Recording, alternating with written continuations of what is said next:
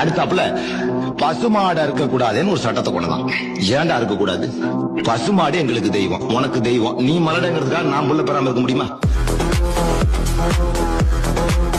பொசுக்குன்னு எங்க ரசூல்லா இன்னைக்கு கனவுல வந்து எனக்கு ஒரு பாத்தியா பசுமாடு அறுத்து கொடுந்தாருனா என்னோட கான்ஸ்டிடியூஷனல் ரைட் அஃபெக்ட் ஆகுதா இல்லையா? அது எப்படிடா நீ மலடங்கிறதுக்கு என் முன்னாடி புள்ள பெற வேணாம்னா என்ன நியாயம்? உனக்கு அது தெய்வம், எனக்கு அது மண்ணாங்கட்டி. One man's food is another man's poison. நான் என்ன பண்ணேன்? அவன் என்ன சொல்றான் நீதிபதி, நீங்கள் பசுவை அறுத்தால் அவர்கள் மனம் புண்படுதுன்னு தள்ளி விட்டான். ஏப்பா அவனை விட நாங்க அவன் 0.2% இருக்கான் பிராமின்ஸ், நாங்க 18% இருக்கோம். நீ என்ன சொன்ன? குறிப்பிட்ட சமூகம் மனசு புண்படுதுல, 18% சமூகம் மனசு புண்படலையா?